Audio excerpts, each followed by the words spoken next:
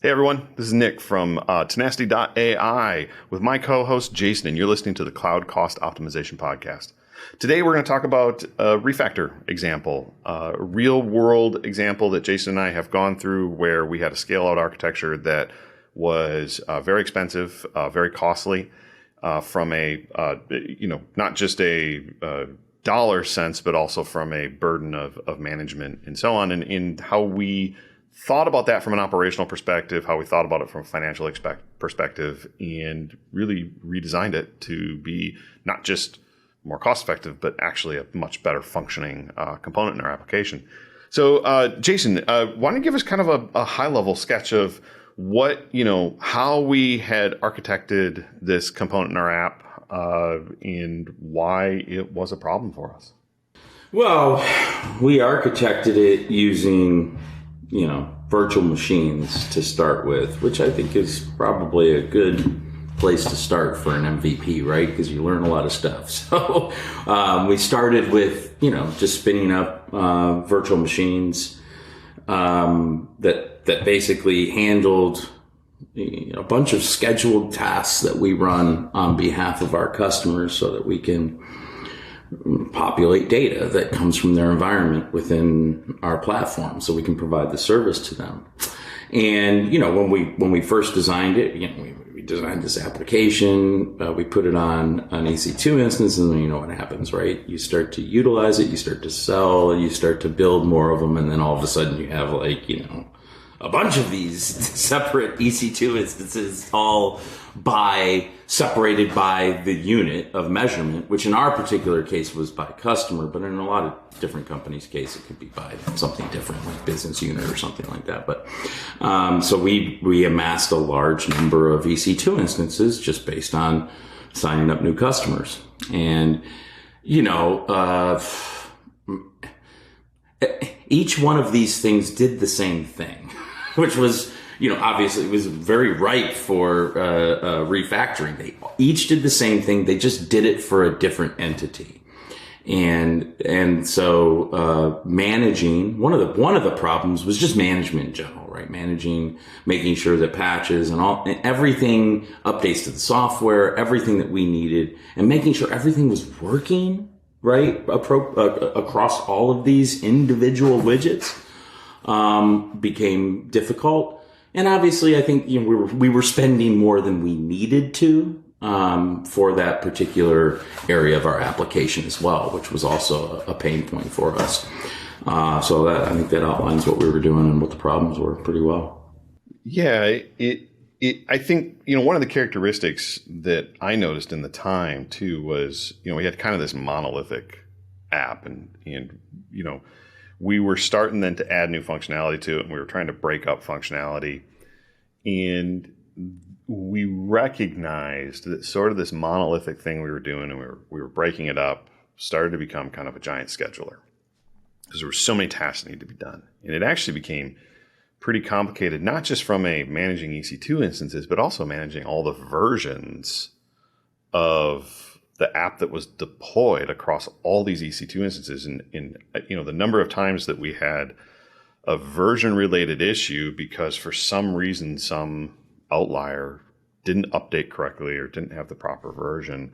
It just kind of became a little bit of a management nightmare that we had created for ourselves in that MVP stage, right? We were moving quickly, and this was an easy way to deploy and not have to worry about. We knew that was going to become a problem at some point. We made a conscious decision to keep it that way, right? So, which I think a lot of organizations do. It's the next step that most of them don't do, which is, what do you do before it becomes a problem you can't solve, right? Because if you let one of these things go, it becomes too big where you're not going to get the buy-in internally from the organization to go do it because the cost will become too much. And then you're just going to be stuck, and you're not going to get the staff it takes to manage it because, right? You didn't get it done. So making sure you realize these things early enough and making those changes is very important, because if we would have waited till we had 1,000 EC2 instances, that's a completely different problem than, dozens to low hundreds, right? So. Yeah. So talk a little bit about how we looked at the power of AWS, because this was in AWS. We looked at the power of the services there and the things that we could use, and how we thought through refactoring that application, the sorts of architectural decisions that we ended up having to make. Yeah, well, I mean, you start with what does this thing do, right? Is this a highly repeatable thing? Where are the common parts of what this particular thing does? And it just so happens in this case that each one of these VMs in this particular case were doing the same thing.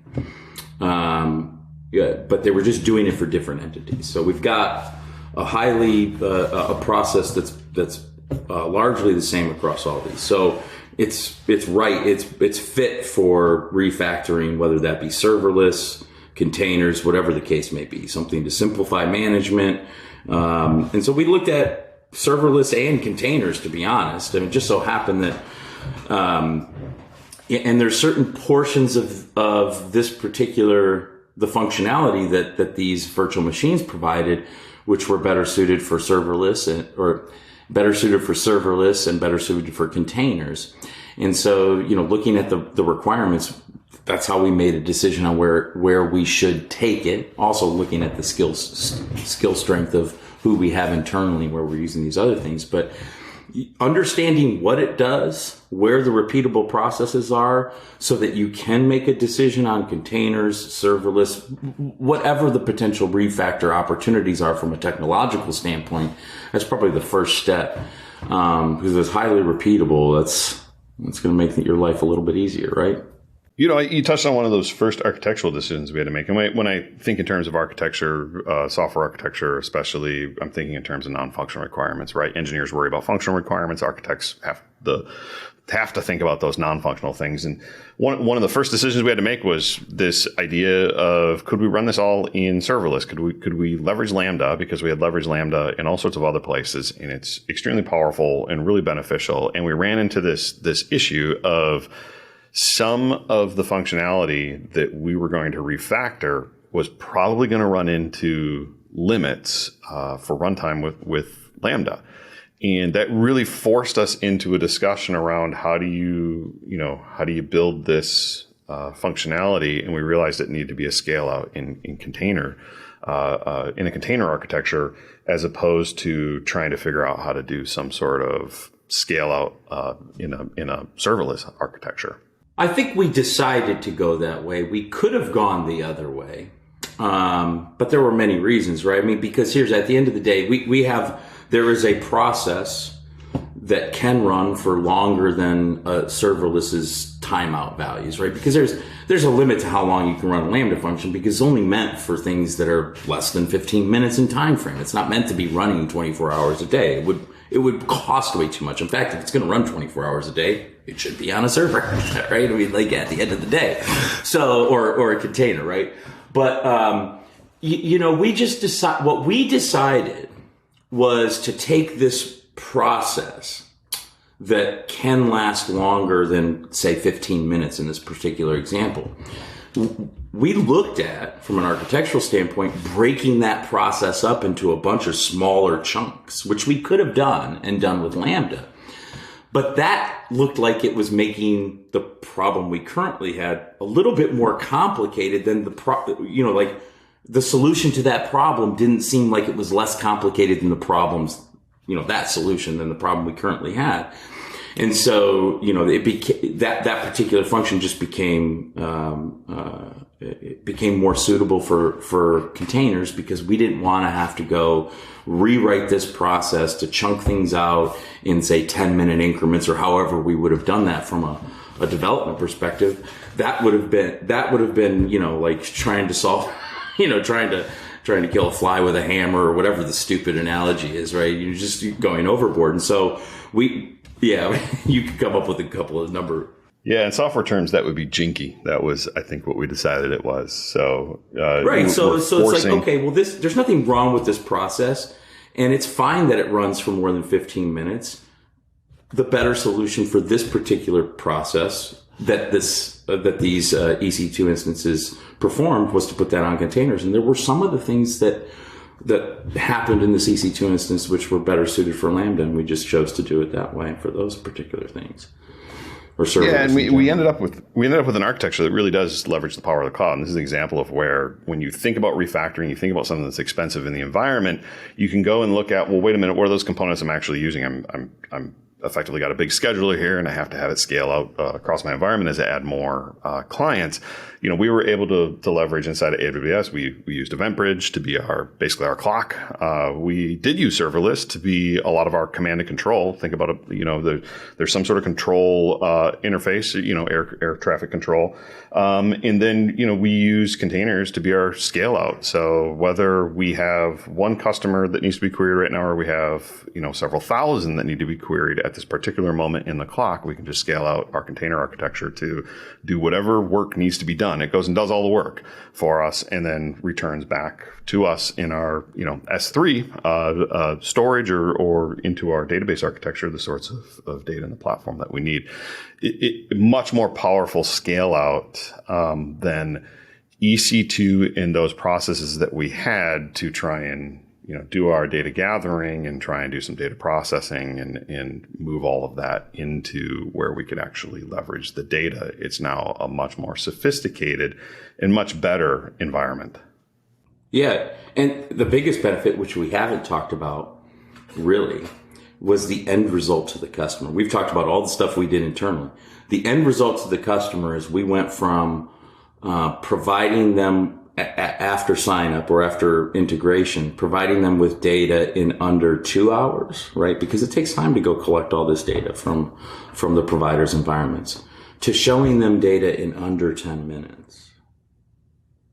So, the refactoring isn't just about cutting costs. It's not just about improving existing processes and potentially avoiding issues down the road. It's also about providing a better service and should be thought of that way as well. We thought about all that up front. I know we didn't mention in this call, but we really thought about how is this going to be helpful to our user? And we figured out, well, now we can go grab data immediately, because all this, right? It was like, okay, when they sign up, kick off all this stuff. We no longer have to wait for an EC2 instance to spin up, do all its stuff. We've already got it right there. We pull the data immediately. We populate it immediately. All that stuff is event driven. We're no longer waiting for things. Customer gets value within 10 minutes of integration. That was the biggest benefit we got from that refactor. I agree. That was the biggest benefit. And we got rid of all the operational overhead. All that work that we went into every time you deploy an update, we had to make sure that everything in our environment was getting the update. Now it's like our dev chain actually takes care of all of that. And because it's just copies of stuff being fired up, it's really, really simple. So much easier. Final question, Jason. I know you probably got something you want to add there, but just final question before we close the show. Let's talk a little bit about how long that refactor took us. I remember it taking about a week and a half, maybe 2 weeks. Yeah, it's here's what I would say. Yes, it did not take that long. At the end of the day, most of the work is not technical in nature. First of all, making the decision that you're going to do it is probably the hardest thing, right? I mean, that's where most people get hung up, is that they don't take a look at it in that way. They don't take a look at it in a way that articulates the benefits of it in a great way. But yeah, I think it was probably more than a week and a half, but it was measured in weeks for sure, from when we made it. But we also, we realized the problem early, and we were able to make that change at a time in which it wasn't going to be as impactful. But you know how we always say, like, whatever you think it's going to take, double that amount of time, right? Because we're all underestimating. The way I remember from the way, and what I want to really be careful of is that we don't scare off the audience here on how long a refactor takes. A refactor doesn't take very much time. It took us about 10 days to write this code. It took us about 4 weeks to test it and be really, really comfortable that we weren't going to hurt customers. And so it maybe took us 6 weeks to do the whole project, but the engineer's time on this was 2 engineers for 10 days, maybe 7 or 8 business days. And here's the thing, it's already saved that amount of time, Nick. Remember, we had one issue, one bug that was present. And just because of the new process, we were able to identify that when it happened and fix it. I don't know if you remember that. It was shortly after we implemented it. Is everything worked fine. This bug was not transparent to the customer, but our engineering team said, hey, we just had this sign up. This thing didn't work correctly. We've already fixed it. That would have never happened if we were still using virtual machines. Never happened. We were able to find that and fix it before a customer was affected. And that all came from this new pipeline that we developed. That was another benefit. So yeah, the time, it wasn't as much up front, but you trust both of us. All the time that you spend up front will be saved as long as you make the right decisions in how you do it, for sure. Yeah.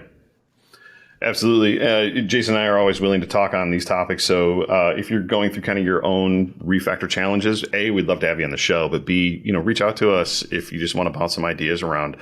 We've been through this. We're happy to hop on a phone anytime and talk to you all around the sorts of challenges that you're facing. So, definitely hit us up on these topics. We want to give a real world example. This is one that we went through. We have several more that we'll talk about as the show goes on. And certainly we'd love your ideas around like, hey, what do you do in this situation? We're happy to talk about, our thoughts on that, or bring on an expert who knows way more than the two of us to talk about some of the things that you could do.